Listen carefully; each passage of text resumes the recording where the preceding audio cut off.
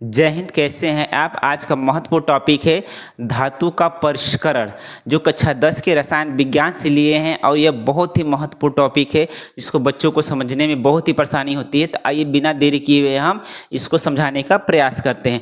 तो धातुओं का परिष्करण का मतलब होता है कि मतलब कि धातुओं का शुद्धिकरण है। क्या करना है, इसका मतलब है धातुओं का शुद्धिकरण। उसी को हम लोग बोलते हैं परिष्करण का मतलब शुद्ध करना है।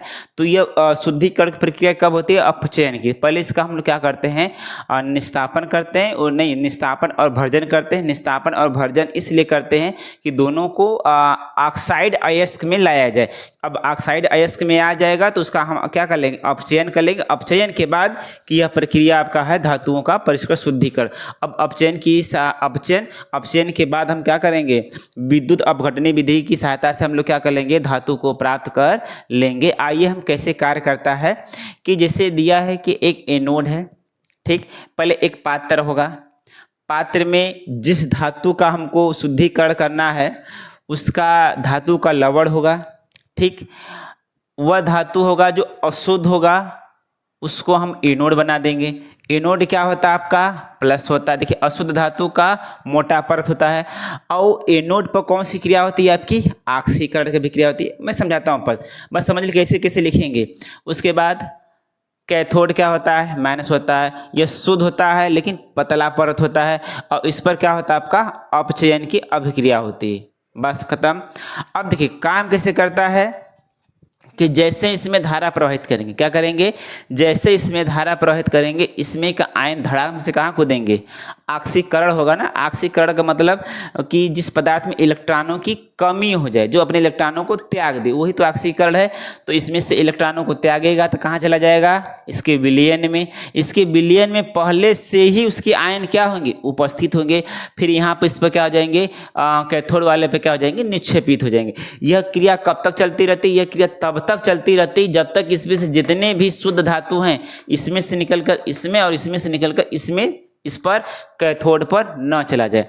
अब उसके बाद देखते हैं कि जब संपूर्ण धातु निकल करके विलयन में से आपका चला जाएगा कैथोड पर, निक्षेपित हो जाएगा तो शुद्ध धातु प्राप्त होगा। लेकिन जब इसमें से धातु जब निकलेंगे, मतलब जब धातु निकलेंगे तो बिचवा में खोखला हो जाएगा कि नहीं, खोखला हो जाएगा।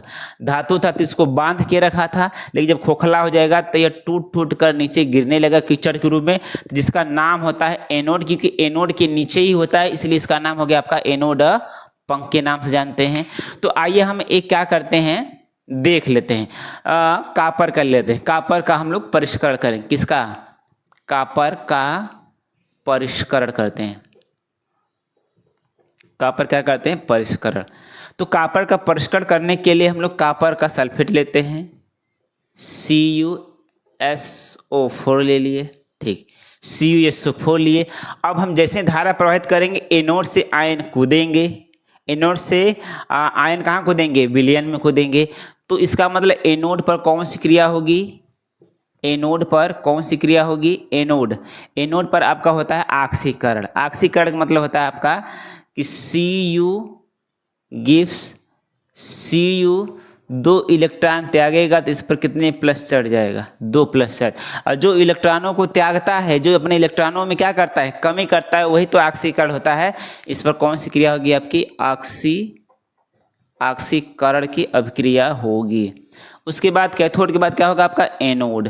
क्या होगा आपका एनोड। एनोड क्या होता है, अब देखिए एनोड आपका प्लस में होता है, इसमें अरे सॉरी कैथोड होगा ना, क्या होगा आपका कैथोड।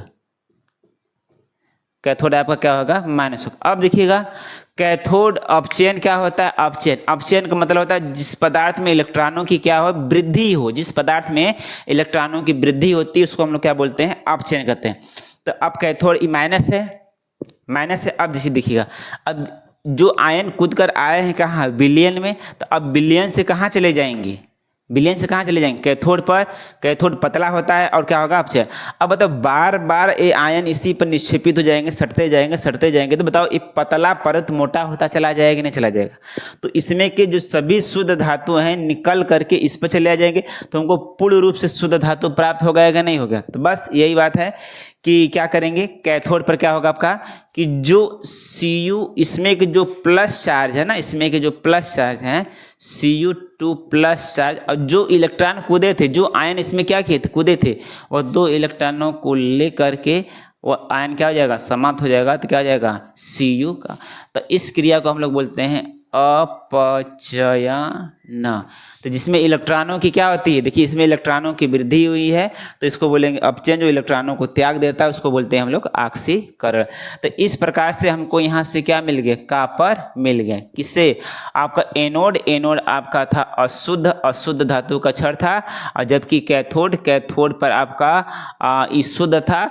लेकिन देखिए कैथोड पर कॉपर मिल रहा है और इस पर अपचयन क्रिया हो रही है, तब यहाँ से हमको शुद्ध धातु क्या हो जाएगा, आपका मिल जाएगा। जितने भी अशुद्धियाँ होंगी इसमें से निकल करके इस विलयन में जाएंगी, इसके धातु के लवण में जाएंगी, अब यहाँ से होते हुए फिर कैथोड पर जाकर के निक्षेपित हो जाएंगे। तो इस प्रकार से ये प्रोसेसिंग तब तक चलता रहता है जब तक कि इसमें के संपूर्ण धातु निकल करके इसमें आ जाए और इसमें से निकल के इसमें चला न जाए, तब तक ये क्रिया होती रहती है।